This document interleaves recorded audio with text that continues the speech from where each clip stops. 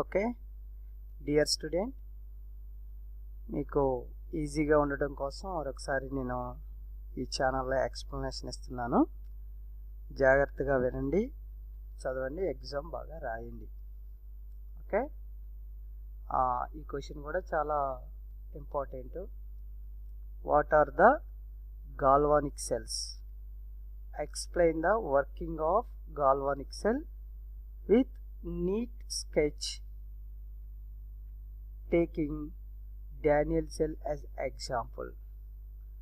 Daniell cell అన్నా galvanic cell అన్నా సరే మనం ఇదే ఆన్సర్ రాస్తాము. ఒకసారి డెఫినేషన్ చూద్దాం. చూడండి, ఫస్ట్ మీరు ఏంటంటే డయాగ్రామ్ ఇక్కడ ఒకసారి చూడండి. ఈ డయాగ్రామ్ కంపల్సరీగా రాయాలి. ఇక్కడ డెఫినేషన్ ఒకటి, గాల్వానిక్ సెల్ యొక్క డెఫినేషన్, డయాగ్రామ్లో మిస్టేక్స్ ఉండకూడదు. అలాగే ఇక్కడ యానోడ్ దగ్గర రియాక్షన్ అండ్ క్యాథోడ్ దగ్గర రియాక్షన్, రిప్రజెంటేషన్. సింపుల్గా మీరు రాయాలంటే డెఫినేషన్ ఒకటి, డయాగ్రాము, రియాక్షన్ అట్ యానోడ్ ఇదనమాట. అలాగే రియాక్షన్ అట్ క్యాథోడ్. ఆ తర్వాత టోటల్ సెల్ రియాక్షన్ అంటే ఇది ఒకటి రాయాలి, రిప్రజెంటేషన్. అంతవరకు రాస్తే మార్క్స్ పడతాయి. సరే, ఫస్ట్ డెఫినేషన్ చూద్దాం. చూడండి, గాల్వానిక్ ఆర్ వోల్టాయిక్ సెల్.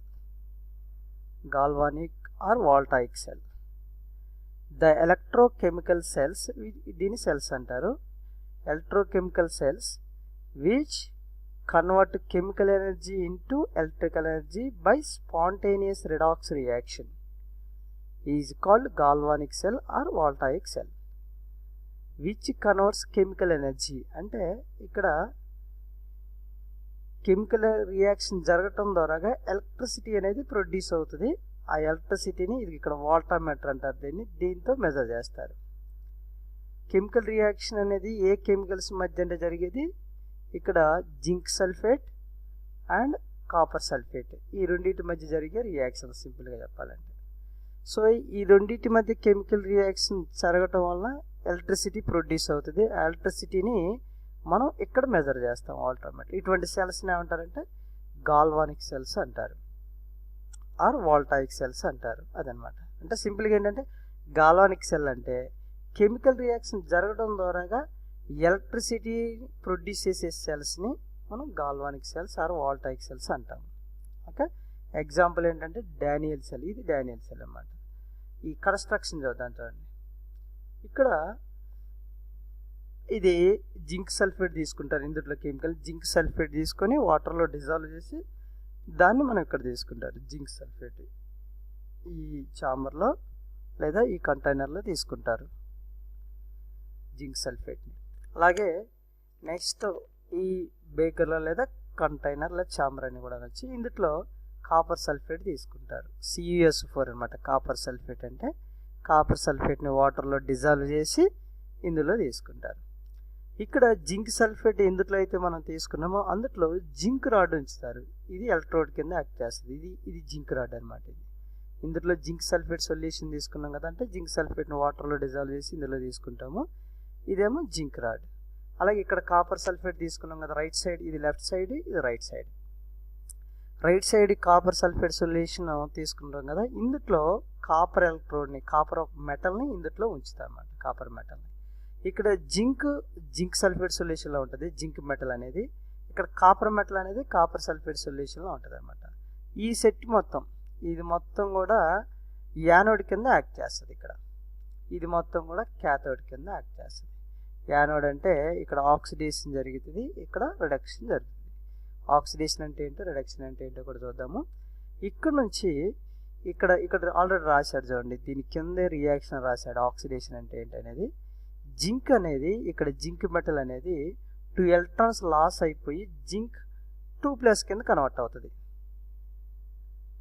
ఇక్కడ చూడండి, ఇది జింక్ 2+ అనమాట. ఇది రియాక్షన్ అక్కడ జరిగిన రియాక్షన్ ఏంటంటే ఇక్కడ రాస్తున్నాను. ఒక్క నిమిషం.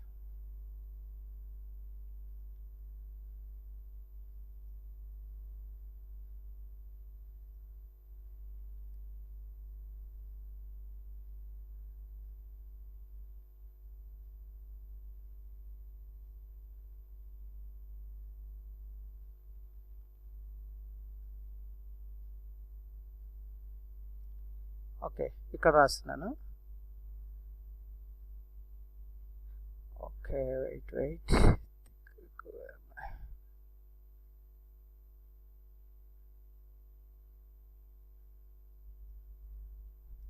ఓకే, ఇది సారీ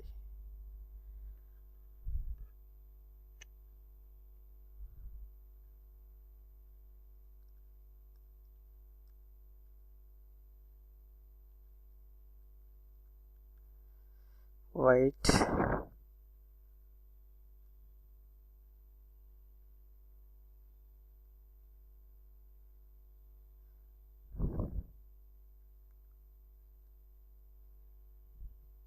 ఓకే,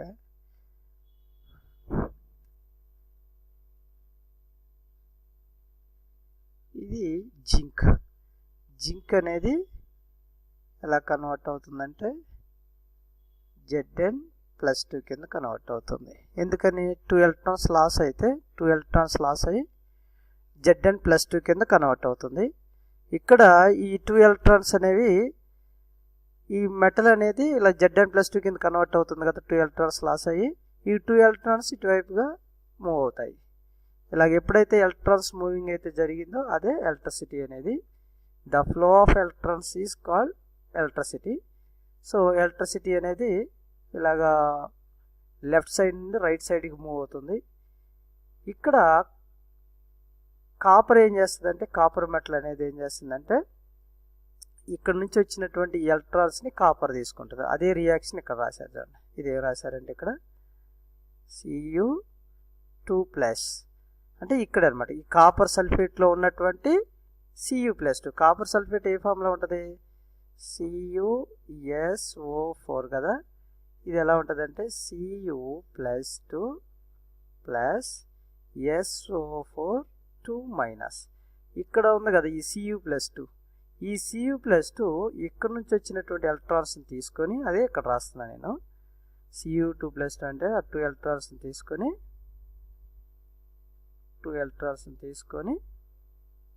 Cu కింద కన్వర్ట్ అవుతుంది. ఇక్కడ 2+ కదా, ఇక్కడ 2- యాడ్ అయినాయి అంటే న్యూట్రల్ అయిపోతుంది. అంటే Cu కింద కన్వర్ట్ అవుతుంది. ఆ Cu కింద కన్వర్ట్ అయినటువంటి ఈ మెటల్ అనేది దీని మీద, ఇక్కడ ఈ ఎలక్ట్రోడ్ మీద డిపాజిట్ అవుతుంది దీని మీద. సో ఇక్కడ జరిగే రియాక్షన్ ఏంటంటే, ఇక్కడ Zn అనేది Zn2+ కింద సింపుల్గా ఏంటంటే ఛార్జ్ అనేది ఇంక్రీజ్ అయితే అది ఆక్సిడేషన్. ఇక్కడ 0 ఛార్జ్ నుంచి Zn అనేది న్యూట్రల్ పొజిషన్లో ఉన్నప్పుడు దీని యొక్క ఛార్జ్ ఎంత అంటే 0 నుంచి ఇక్కడికి వచ్చిన తర్వాత 2+ కింద, అదే ఇక్కడే రాశాను. Zn 0 పొజిషన్ నుంచి +2కి, అంటే ఛార్జ్ ఇంక్రీజ్ అయితే అది సింపుల్గా ఆక్సిడేషన్. ఓకే, ఇక్కడ ఛార్జ్ డిక్రీజ్ అయితే అది రిడక్షన్. ఇక్కడ 2+ నుంచి Cu అంటే 0 కింద న్యూట్రల్ పొజిషన్లో ఉందంటే Cu అనేది న్యూట్రల్ పొజిషన్, అంటే ఛార్జ్ అనేది 0. 2+ నుంచి 0 కన్వర్ట్ అయింది కాబట్టి ఇది రిడక్షన్ జరిగింది అనమాట. అంటే ఇక్కడ ఏం జరిగిందంటే ఆక్సిడేషన్ జరిగింది.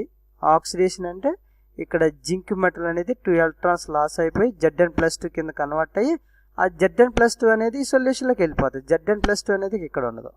అలాగే స్లోగా ఏమవుతుంది అంటే ఎలక్ట్రోడ్ అనేది దాని వెయిట్ తగ్గిపోతూ ఉంటుంది. ఎందుకంటే అది Zn+2 కింద కన్వర్ట్ అయ్యి సొల్యూషన్లోకి వెళ్ళిపోతుంటుంది.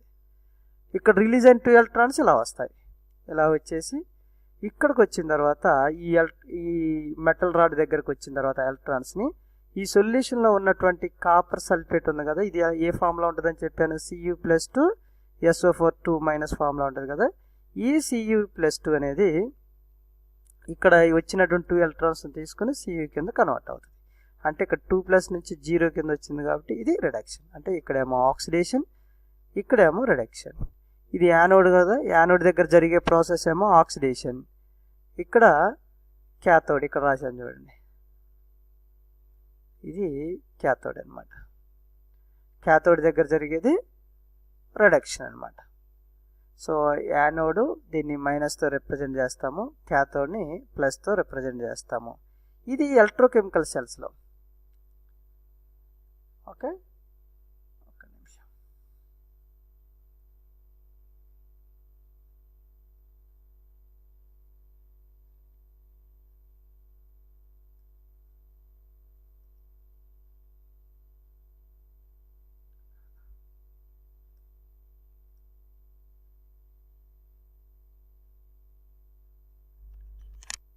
ఇప్పుడు కన్స్ట్రక్షన్ చదువుదాము ఒకసారి.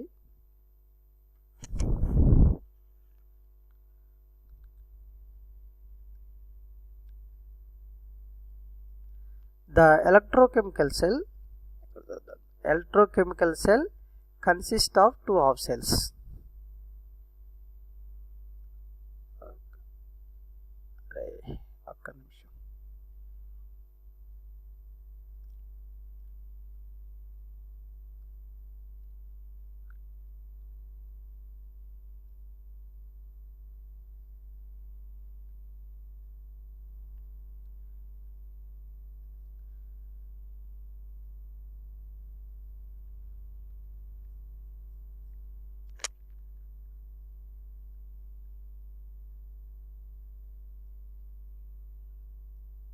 ఓకే, ఇప్పుడు పాయింట్స్ చదువుతాడండి ఒకసారి.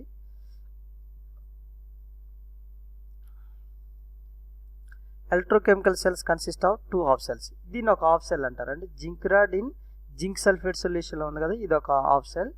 కాపర్ అనేది కాపర్ సల్ఫేట్ సొల్యూషన్లో ఉంది కదా, ఇది ఒక హాఫ్ సెల్. ఈ టూ హాఫ్ సెల్స్ని కలిపితే దాన్ని సెల్ అంటారు. ఇది మొత్తం ఇది ఒక హాఫ్ సెల్, ఇది ఒక హాఫ్ సెల్, రెండింటిని కలిపితే కంప్లీట్ సెల్ అవుతుంది. ఇది ఎలక్ట్రోకెమికల్ సెల్ అనమాట. ద ఎలక్ట్రోకెమికల్ సెల్ కన్సిస్టెంట్ కలిగి ఉండటం, consist of two half cells. ఇది ఒక హాఫ్ సెల్, ఇది ఒక హాఫ్ సెల్ అనమాట. ఓకే, తర్వాత second point, in the left half cell అంటే ఇది లెఫ్ట్ సైడ్ సెల్, ఇది రైట్ సైడ్ సెల్ కదా. Left half cell zinc metal electrode placed, ఇందాక మనం ఏదైతే డిస్కస్ చేసామో అది రాయటమే. జింక్ మెటల్ ఎలక్ట్రోడ్, ఇది జింక్ మెటల్ ఎలక్ట్రోడ్ కదా, placed in zinc sulphate solution. ఇది యాక్ట్ యాజ్ యానోడ్. అలాగే in the right half cell, ఇది right half cell, copper metal electrode placed in copper sulphate solution. ఇది copper metal electrode కదా, ఇది copper sulphate సొల్యూషన్లో ఉంటుంది.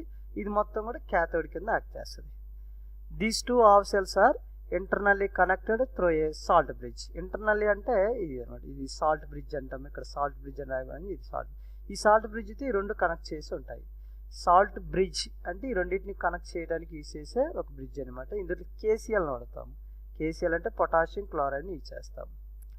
These two half cells are internally connected through a salt bridge. And externally అంటే ఇది externally with వాల్టామీటర్తో connect చేసి ఉంచుతారనమాట.